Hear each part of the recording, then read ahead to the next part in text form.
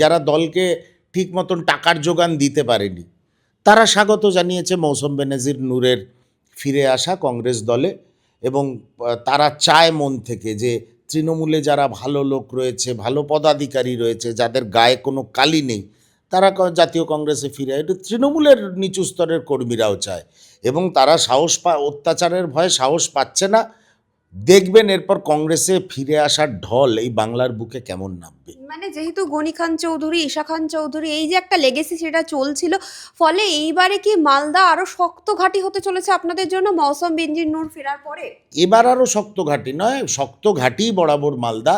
মেরুকরণের রাজনীতি, বিজেপির সঙ্গে মমতা বন্দ্যোপাধ্যায়ের আন্ডারস্ট্যান্ডিং করে মানুষকে বিপদগামী করা, মন্দির মসজিদের মধ্যে মানুষকে ওই ফাঁদে ফেলে দেওয়া, সেই কারণে কংগ্রেস সংগঠন বা জনপ্রতিনিধি জিততে পারেনি মালদার